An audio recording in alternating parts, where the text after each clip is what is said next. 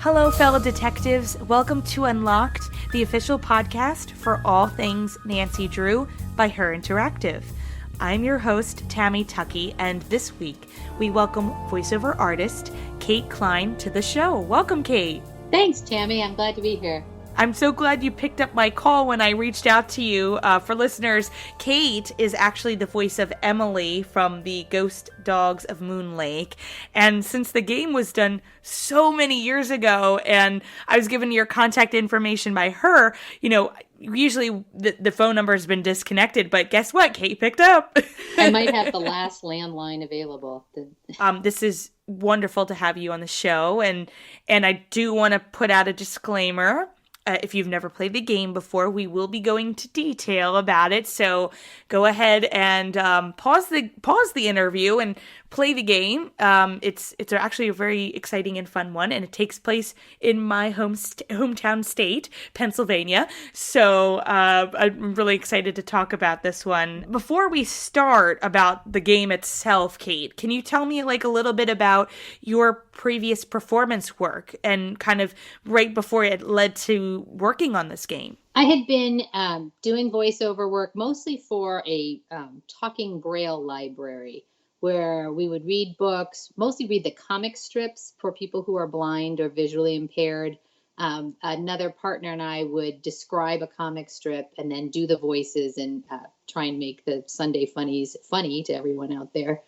And I'd done a small amount of other voiceover work, but this was my first professional gig. So it was very fun to be part of the game. Originally with the auditions, can you tell me, like, did you send a little bit of your reel, basically your voiceover reel, just for them to take a listen to? Or did they have like in-person auditions? It started with me sending out a 3-minute CD, back on CD, to a bunch of different software game companies. I was sending out a cover letter with the CD, and they called me, and then I went in and read for them in person. Do you remember what they originally had you kind of reading for? Was it originally Emily's character that you read for?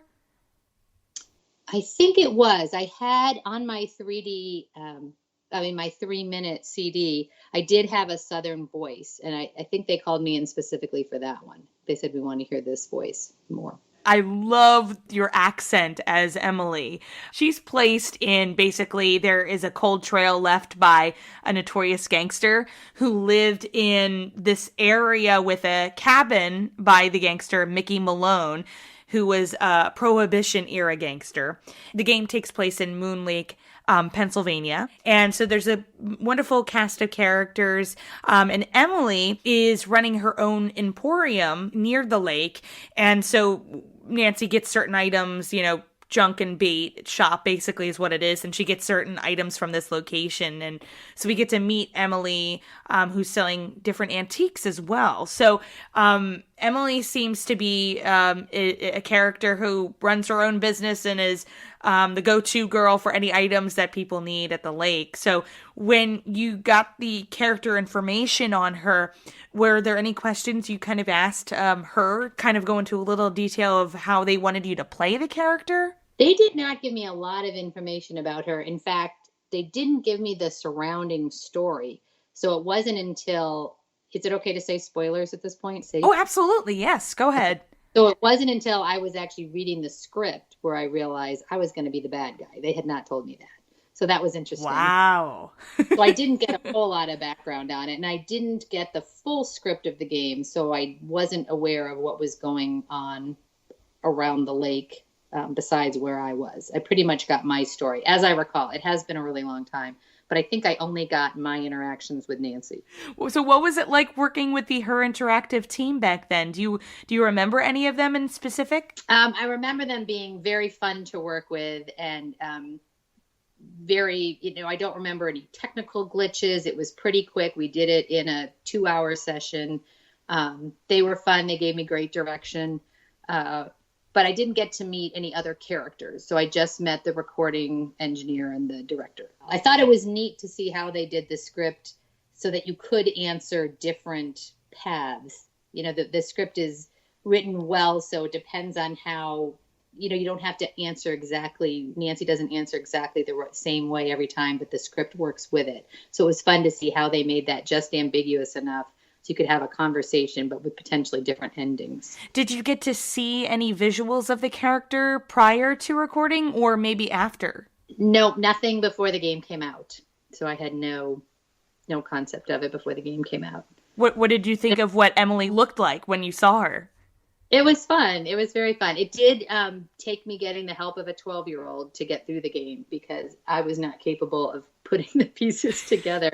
I had not played a game like that before, so it was funny. I was like, oh my God, they sent me the CD, and I was so excited, and I put it in, and I could not get past the first screen. I'm like, oh, what is going on? So luckily, I had a neighbor friend who was 12 at the time and could figure it out. So that was fun. I was not a good video game player. I've played a few of them, but I did, you sort of have to get used to picking up objects and keeping them and things like that. And so I was not clued in at that time. So it was fun. How do you perfect an accent like the one, that you did for this game and for others? How did you work on that specifically? I try and keep an actual person in my head. For instance, one of my characters in my head was named Wendy. And Wendy is always so excited and super happy about everything. And she just can't wait to talk to people about how super it all is. So when I conjure up Wendy, that's, then her voice comes to mind. Or with Emily, I think I do try and have a picture in my head of the person I'm trying to be. Can you give us a little taste of that accent? Because I really do think it's funny. Anything you want to say, I just would love to hear it again. Absolutely. I really did want to help Nancy Drew. She seemed like a nice person. But then, she was so darn stubborn. I could not get her off the trail. So then I had to get the dogs out because she would not pay attention to my warnings. Awesome. I think it's so interesting when you can get like different characters that can transport you to a location just by their accent or, how they're talking and saying certain things. It makes the game even more believable, right? So, and then you feel like you're really immersed and you're really talking to a true person. It is fun because you're not tied also to the body you're in. So you can be young, you can be old, you can be skinny, you can be larger, you can be short, tall, whatever. It's very fun to be anybody and let other people imagine how you look. Now in the game they give you a version of Emily, but just listening is a fun way to do it because you can be anything. So it just makes you it's exciting to be anybody. What was your reaction to when you finally got to see her as the bad guy? I was appalled. I was a little disappointed in myself. It is just like when you listen to your, your own voicemails being left. It didn't really sound like me. I'm like, I think that's me, but I'm not sure. I know I did that, but it is funny to hear yourself over a long period of time. Oh, so your reaction was like, oh, I don't really think that's me. That's interesting. Usually I'm like cringing. Yeah. I can't stand it. When there is a script for you. It's much easier, I find. It's easier to do voice and things if you're not thinking about also what you have to say. So if you're just reading it, you can just be into the voice and not worried about also being articulate. So like right now, I'm trying to sound articulate, but much harder without a script in front of me.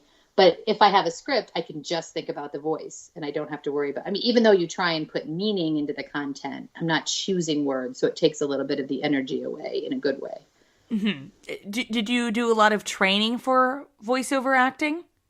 I did some. I did more short-term like weekend clinics. There's a great, now I'm going to forget her name, but there's a wonderful voiceover teacher in Seattle. That's where I was living at the time. I should have looked up her name before we talked, but she did a great job, and I'd go to clinics of hers and study with her. Training is huge. There was so much you could learn in an 8-hour workshop because she would give us all kinds of different situations to be in and learn from it. And you'd hear it, and then you'd say, and she'd give you some feedback and say, but you really need to sound like you're out of breath because you're nervous. When people are nervous, they're out of breath. So try running in place and then say it, and you're breathing hard. It's like, yeah, that sounds much more nervous than if I'm just saying, oh, I'm scared. But if you're like, oh my gosh, I'm scared, it's better. Mm-hmm. Oh, I think a lot of people kind of fail to recognize that, being an actor and actress is the same thing as being a voiceover artist, because again, you are performing and you are giving these emotions, but with voice acting, don't you find it a little bit more difficult with voice acting in particular? Because again, as we said, the benefit is you don't need to be judged by your appearance, but everything is coming from the voice. Yes. And most actors love to have I love having an expressive face. So it's very weird not to be able to show that you're smiling or your eyes sparkle or your frown, all those things we lose. Even being able to talk with your hands, that means nothing. But really good. I mean, it's, as you've seen with Tom Hanks and there's so many good actors now who are so good at voiceover and they can put so much into their voices, but you do have to be very good at it. You sounded amazing in this game. So did you have other jobs after this? Like what other projects did you work on? That was about it. I didn't get much. It was really interesting. I was at a time when I started voiceover, it was a little bit unknown, at least in my circle. And then right about the time I was doing it, a lot of animated movies were coming out and famous people were getting much more into voiceover because of Pixar and all those. So it felt like the tide shifted and more known actors were getting more into voiceover. And it's a tough industry. And I realized I would either have to really throw myself into it and work at it full time. It was a part-time job for me before because I was raising kids. And I thought I had to choose either like putting a ton more effort into it or back out. So I did end up backing out of it and not doing much more of it. Would you consider kind of jumping back in and doing some more work? Oh my God, second. Of course I would. I'm just so shocked that you never really did anything afterwards. So is this something maybe now that you really do want to kind of jump back into, since you feel like that it would be something you'd love to do again? Are you looking into doing that now, or? I'm not sure what my next project will be. I've had some interesting jobs in between. I've wandered a bit. I've been an occupational therapist. I worked for Skype in the classroom. I've been a computer programmer. I've done a lot of different things. And right now I'm not working and I'm figuring out what my next project is. It might be more of a social enterprise, working with math with small children, working on a project there. But I don't know what tomorrow will bring, and especially in these days.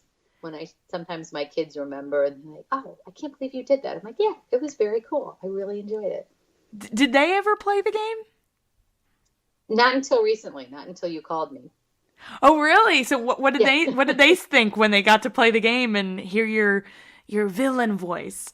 They thought it was very fun. They said every now and then we could tell it was you, but we couldn't always tell. It was very fun. They had a good time. They're in their late 20s, so. So as you said, you're currently, working on your next type of project that you're looking forward to.